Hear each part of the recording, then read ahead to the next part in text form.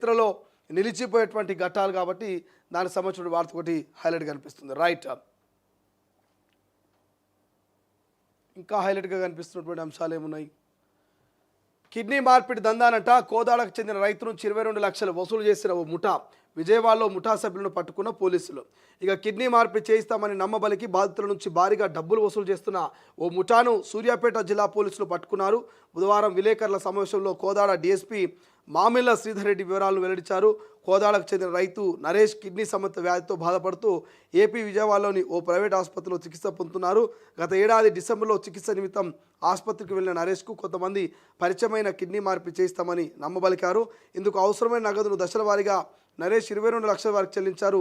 6 నెలలు దాటిన కిడ్నీ మార్పిడి చేయించకపోవడంతో మోసపోయినట్లుగా గ్రహించిన నరేష్ ఇక కోదాడ సంబంధించినటువంటి పోలీసులకు ఫిర్యాదు చేసినట్టు తెలుస్తుంది. అంటే మీకు ఇక్కడ క్లియర్గా తెలుస్తుంది కదా, కిడ్నీ మార్పిడి పేరు చెప్పి 22 లక్షలు వసూలు చేశారట.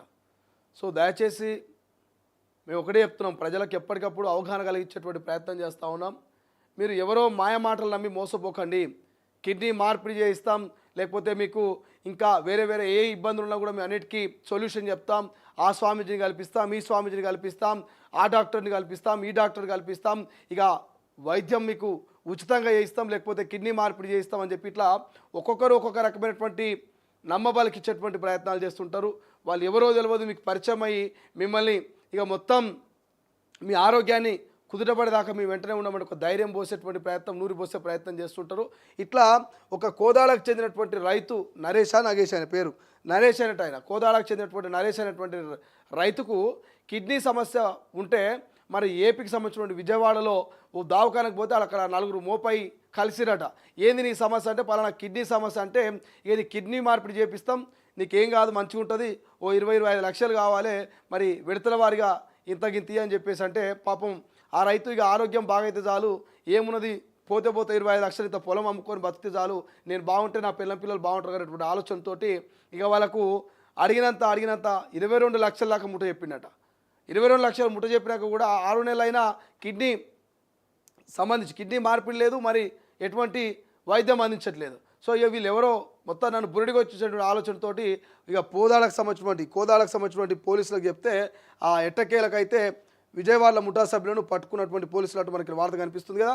సో ఇక బుధవారం విలేకరుల సమావేశంలో కోదాడ డీఎస్పీ మామిళ్ళ శ్రీధర్ రెడ్డి వివరాలను వెల్లడించారు. కోదాడకు చెందిన రైతు నరేష్ కిడ్నీ సంబంధిత వ్యాధితో బాధపడుతూ ఏపీ విజయవాడలోని ప్రైవేట్ ఆసుపత్రిలో చికిత్స పొందారంటూ ఆయన పూర్తి వివరాలు వెల్లడిస్తూనే ఇక కోదాడకు సంబంధించినటువంటి పోలీసులు వాళ్ళ ముఠాను పట్టుకున్నట్టు తెలుస్తున్నది. సో ముఠాను పట్టుకొని గుట్టు రట్టు చేసినట్టు తెలుస్తుంది. సో దయచేసి మీరు ఆసుపత్రికి పోయినప్పుడు మిమ్మల్ని కన్సల్ట్ అయ్యి మీకు ఏ సమస్య ఉన్నా మేము సాల్వ్ చేస్తామని వాళ్ళు చెప్పేటువంటి మాయమాటలు నమ్మకండి.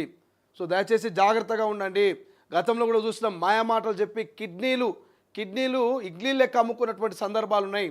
10 పరకకు ఆశ చూపించి, నిరుపేదలకు ఆశ చూపించి 10వ పరకకు వాళ్ళకు పైసలు ఇచ్చి వాళ్ళని ఆసుపత్రికి తీసుకెళ్ళి మరి వాళ్ళ అవయవాలని కోసి అమ్ముకున్నటువంటి సందర్భాలు ఎన్నో ఉన్నాయి. కాబట్టి దయచేసి మీరు అంత ఈజీగా ఇల్లీగల్ కిడ్నీ మార్పిలను ఇటువంటి వాటికి మీరు మోసపోయి డబ్బులు వృధా చేసుకోకండి దయచేసి అని చెప్పేసి రిక్వెస్ట్ చేస్తున్నాం. ఇటువంటి దొంగ ముఠాలు ఉంటాయి కాబట్టి చాలా జాగ్రత్తగా ఉండాల్సినటువంటి అవసరం ఉన్నది. ఇక ఇంజనీరింగ్ ఫార్మసీలో ఏడాది పాత ఫీజులేనంట. న్యాయ సలహా మేరకు ప్రభుత్వ నిర్ణయం అంట. వచ్చే ఏడాది కాలేజీ ఆదాయ వ్యయాలను సమగ్రంగా పరిశీలించక